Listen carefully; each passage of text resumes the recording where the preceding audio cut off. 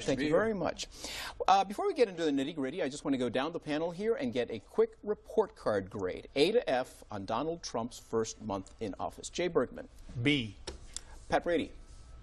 I can't give a grade without explaining it, because there's been some A's. You'll have time to explain. There's been some A's and then there's been some F's.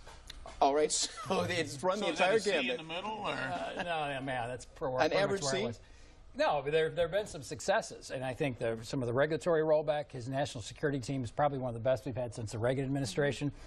Okay, let's get the grades first, and then we're going to get into the nitty-gritty. Joe Morris, what grade would you give him? Some A's, I'm delighted with them. Some F's, I'm delighted with them. So again, kind of the entire gamut. And Kathleen Murphy? I'll put him in a B range. I'd like to see how some things shake out. All right, well, now let's get into the nitty-gritty. So Jay Bergman, this first month has to have been good for folks like you, because the legislation that's come out of Congress has been very much pro-oil and coal. What's your analysis of this first month? Well, the first month I think was great. I'm not looking at it from the perspective of myself being in the oil business, because what he's done has really no effect on my company. But the thing is, he's a man that has done what he said he was going to do in the campaign. Now, you know, we have Republicans and Democrats that promise a lot of things, but they don't always deliver. But all right, give me some examples of things that you think he's done that have been effective and has fulfilled his promises. Okay, a big thing during the campaign is he was going to build a wall. Well, the wall's not built yet, but he's issued an executive order, and it's you know, the bidding stages are being done. He's taken steps to capture and return to their home countries aliens that have criminal records. And that's what he said he was going to concentrate, those that have felony records. He's tried to do that. He's instituted ethics requirements for the people that work for him, that they can't ever, when they leave his employ, work for a foreign country. Okay, so you seem overall pleased with what he's done so far. With what he's done, yes. All right, Pat Correct. Brady, as anyone who has seen you on this show over the last 2 years, you weren't a fan at all from the very beginning, and you weren't a fan throughout the process. Have you warmed up to President Trump? No, not really. I tell you why. A couple things. When you said he went far to the right, he's not a conservative. He's never been a conservative. He doesn't talk like a conservative. But the thing that concerns me more than anything is his worldview on national security and our role in the world, and the view of the West in the world. And Senator McCain gave a speech over the weekend where he laid out just how far afield our president is from the historic positions we've taken, the NATO alliance, the defense of the West, the belief in the moral superiority of the West. And Donald Trump doesn't seem to embrace any of that, and to me that's very scary. Along those lines, not those lines, but another thing I have a criticism of, you can't call the media an enemy. You can't declare war on a very important function to this country, the media. You also can't call out federal judges. He just crosses lines, and I don't think he has a fundamental understanding of our place in the world, our leadership role in the world, or the institutions of government that are so important to the proper functioning of a democracy. Joe Morris, are those the mistakes of someone who's just brand new to politics and has been used to the private sector and really getting his way on a lot of issues, or are they what the man is all about? Probably the diagnosis you've given us is correct. I really don't care, because I like the consequences. The supreme virtue of Donald Trump is that he's... The consequences in what way? All his mistakes, and I'll explain. The supreme virtue of Donald Trump is that he's not Hillary Clinton. The greatest accomplishment of Donald Trump up to this point is the campaign promise to appoint nominate a suitable successor to Antonin Scalia to the United States Supreme Court. For all his faults, the nomination of Neil Gorsuch to the United States Supreme Court motivates me to forgive them. But I am delighted, after 3 consecutive presidencies in which we have really trashed the United States Constitution, particularly this last arrogant narcissist with his attitudes toward executive power, Mr. Trump moving in his own arrogant and narcissistic way, moving the dial in another direction. Well, so what's different between that executive power and the executive power that Mr. Trump has shown in the first month? Aside from the policy vector, the single most important thing is the other guy, Mr. Obama, had nobody looking over his shoulder and blowing the whistle. The press gave him a pass. The congressional Democrats covered up all his errors and corruption. And by contrast, nobody covers for Donald Trump. The press doesn't cover for Donald Trump. The bureaucracy, the civil service doesn't cover for Donald Trump. The Secret Service, the FBI, and the National Security Agency don't, the CIA don't cover for Donald Trump. All his flaws are out there for the world to see, and what that means is the checks and balances that are built into our Constitution are getting a heck of a workout. It's about time. Kathleen Murphy, some would say that Mr. Trump is contemptuous of the checks and balances, that he's pushed back on a lot of this. You've given him a B overall. What do you think of his performance? I think there are things that I like. I agree. He's not a conservative. He's a populist. He's a nationalist. It's his team that's more to the right, and the close advisors within his circle, though. They are, and he has an excellent team around him. I really like his national security team with the nomination today of Lieutenant General McMaster. Even Trump critics. Bill Kristol went on and said, I could not think of a better appointment to the National Security Advisor for the Trump administration. So on that, I really like him. And I think, you know, as somebody who does think it's important that we are a nation that welcomes in diverse cultures, I appreciated the immigration legislation that came down because it is not the mass deportation that was feared. It prioritizes the prosecution of criminal illegal aliens over the prosecution of the law-abiding. This is something that the American public overwhelmingly wanted. It's enforcement of the law, and the idea on the left that it's un-American. It's un-American to enforce the law. That idea is preposterous, and that gins up sympathy for the president and his initiatives. But you're talking about the deportation and the targeting of undocumented immigrants in this country. Is that correct? That's correct. As opposed to the immigration ban of the 7 countries that was the biggest fiasco so far. It's still being played out, and a new one is coming. They've introduced new legislation on that they believe meets constitutional muster, that addresses some of the problems that the Ninth Circuit had. This is a much more But what did you think of the rollout of that particular executive order? That was chaotic. That was, you know, that was the biggest problem with it. But again, the countries that were targeted were countries that were identified under the Obama administration as the ones that were harboring terrorists. 43 Muslim-majority countries are not included in the ban. 43 other countries. Well, let's talk about that inner circle that Kathleen referred to, because she's talking about some of the higher-level appointees, but then he's got these, as I mentioned, really kind of ultra-right advisors in his inner circle. There's Steve Bannon, who came from Breitbart. Stephen Miller, who raised a lot of eyebrows recently about saying that the president's decisions will not be questioned. And now there is Sebastian Gorka, who is getting more and more, having more and more influence. He also came from Breitbart. What do you think of these individuals in his inner circle and advising Mr. Trump? Jay Bergman.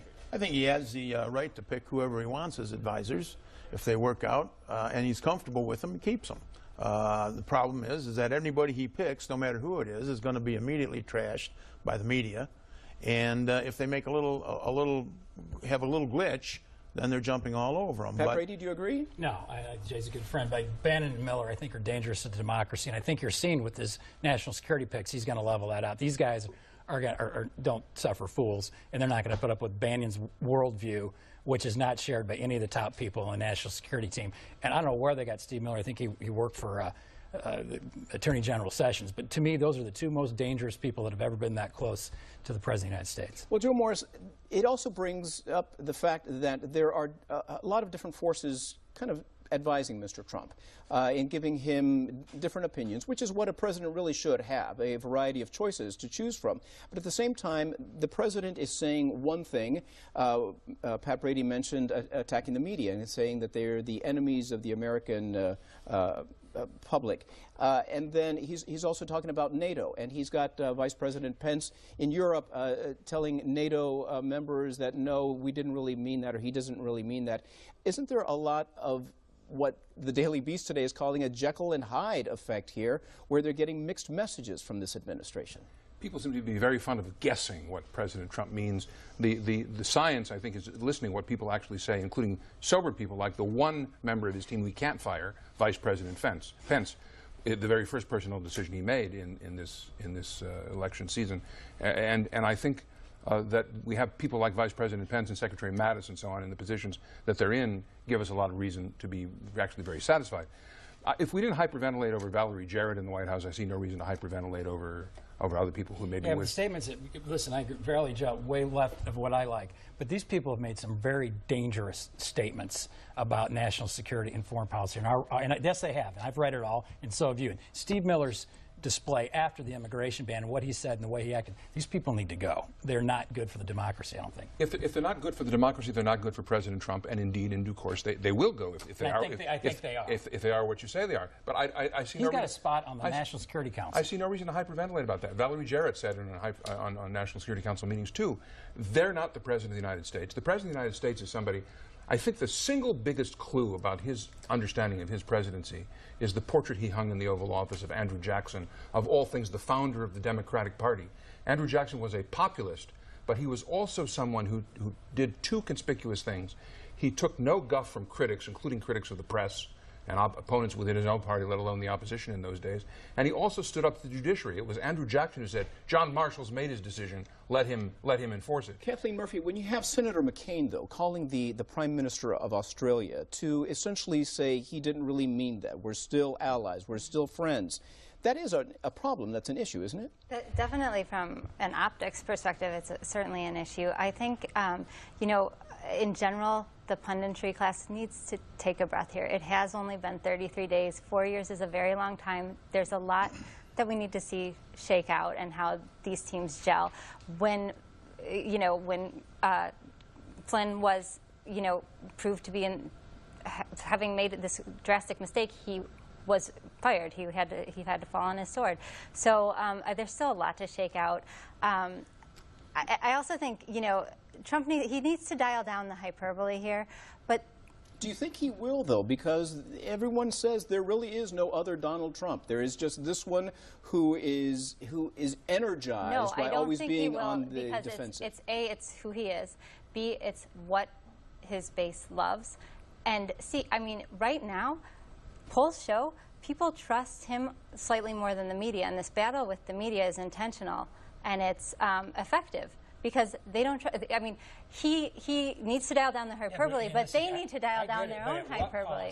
When you, as President of the United States, not some candidate, say that media is the enemy, that violates everything this country. And the media comes out and compares it to Pearl Harbor. I mean, they are discrediting you're missing the themselves point. on a routine To the basis. President of the United States to make the statement that the media, which we need as a watchdog, is the enemy, and I is agree way with over you the that line. he needs to dial down the hyperbole, but they violate their own premise of objectivity routinely by not applying their own principles. Bergman principles. in here because I want his thoughts too. Jay, as Kathleen mentioned, there's already been one casualty in this whole Russian scandal.